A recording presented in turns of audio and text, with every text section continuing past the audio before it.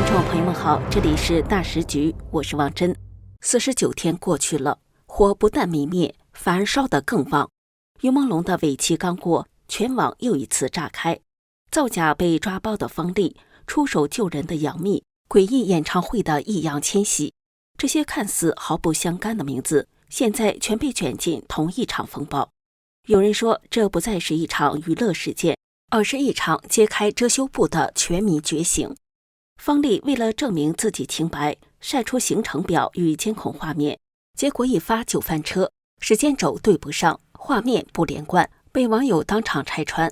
而另一边，杨幂被曝签下郭俊辰，试图救下第二个于朦胧。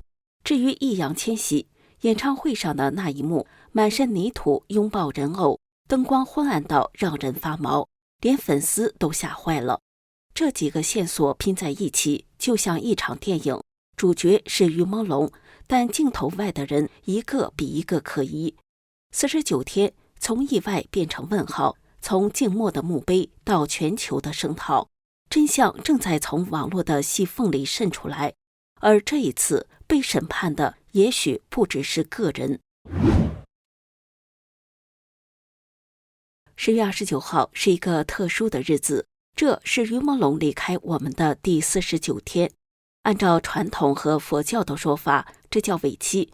依佛教而言，人离世后的神识被称为中阴身，在749天内必定入轮回转世，不能逗留。民间相传，此时若无祭祀为其做功德积冥福，在生时又无种下善因，将审定其生前罪业，打入地狱受报。所以杨氏的亲属每隔7日为亡者办法事修功德，谓之七七斋或七七追荐。有网友说，他的离世点醒了世间很多人，也揭露了诸多的邪恶。这或许就是他在往生后49天内所立下的大功德。这些天里，也有无数网友为他点灯祈福，希望他在另一个世界里不再受苦，可以快快乐乐地唱歌。有网友写下了一段话，我想在这里念给大家听。今天是尾期，从此9月无比漫长。我想对你说，你真的很棒，没有背景，没有退路，仅凭着一腔热血，跨越千里，单枪匹马地追逐梦想。来时路的艰辛，没有磨灭你的善良和道德。我们喜欢上了灵魂比阳光还要灼目的你，你已沁入无数人的记忆与心灵，跨越群体地域。你是我们心中无可替代的顶流，下次见。在他走的这49天里，中共官方想要迅速辟谣，压制这起事件，但这事不仅没有熄火，反而像滚雪球一样越滚越大。大家还记得电影制片人方丽吗？外界普遍怀疑他可能是参与于朦胧事件，有着关键性的关联。最新消息显示，有网友发现，由方丽老婆张维创办的天津深蓝影视公司最近已经悄悄搬空了。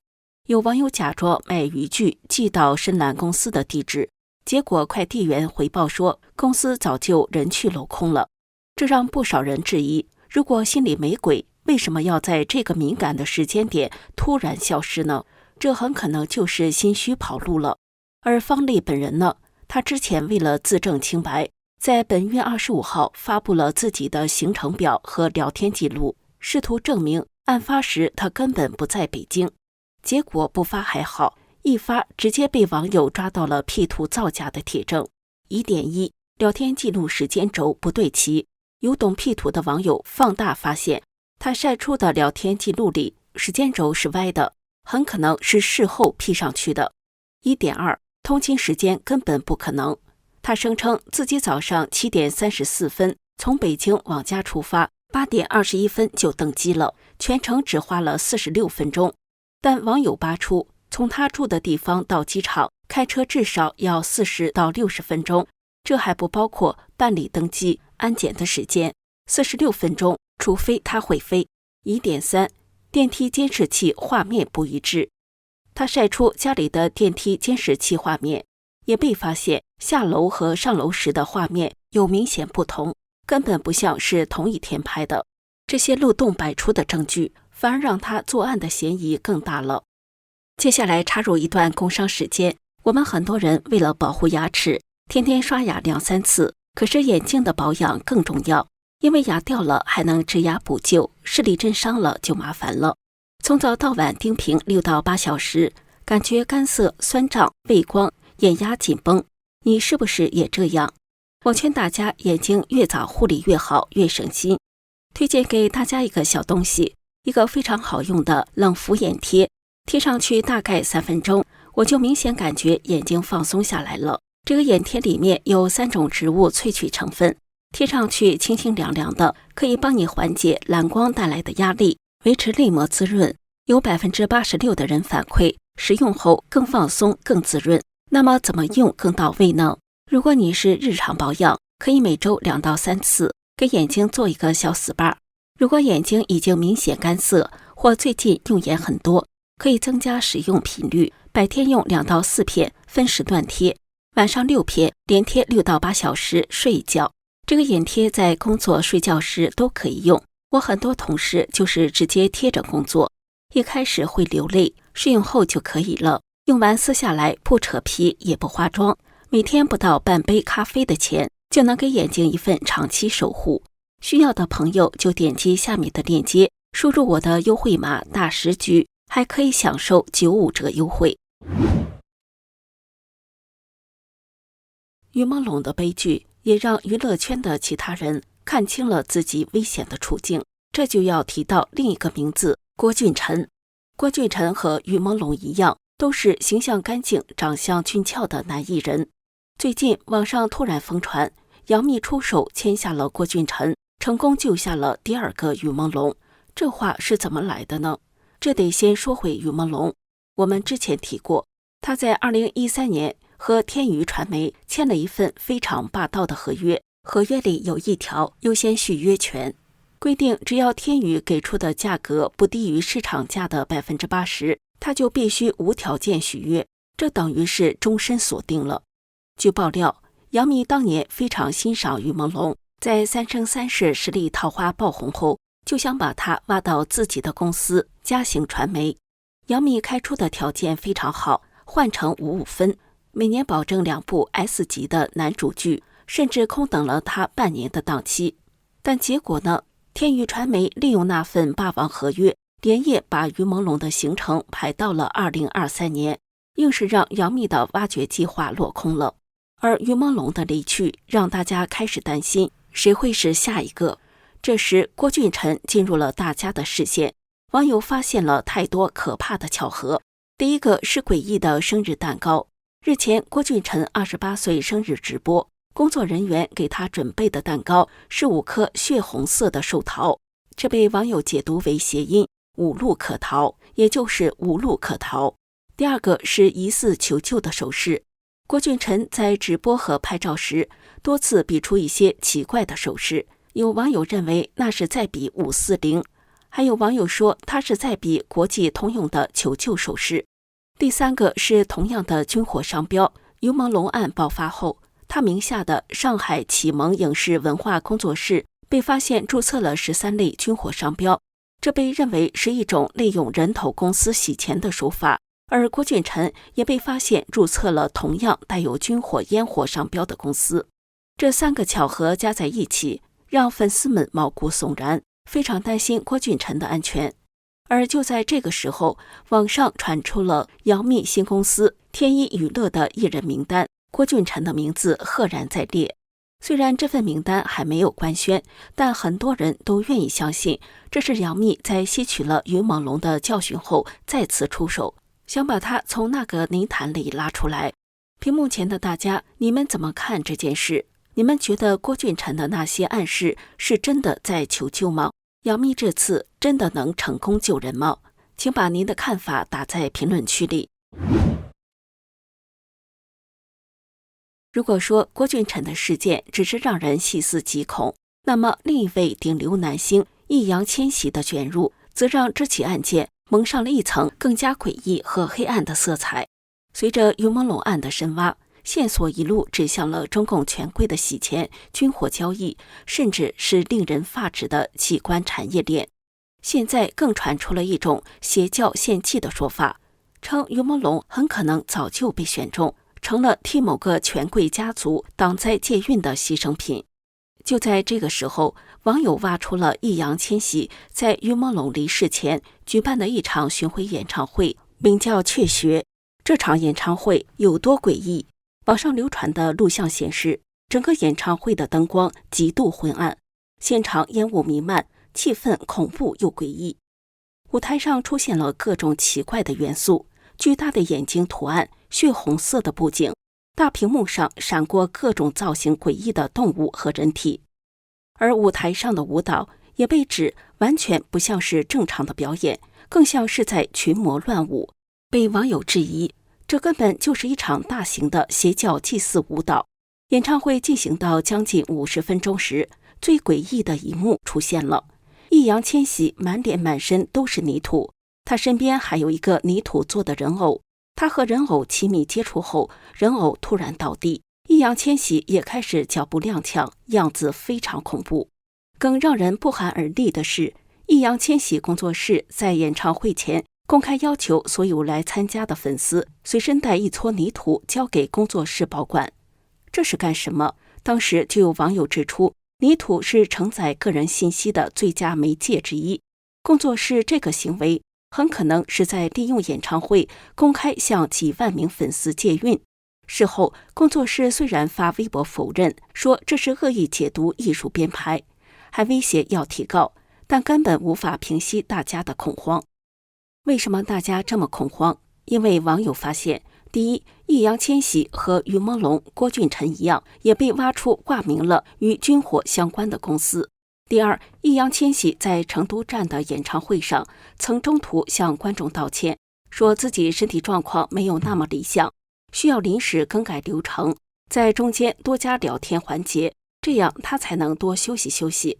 这一切联系起来，让网友们有了一个可怕的猜想：易烊千玺是不是也和于朦胧一样，被背后的邪恶组织控制了？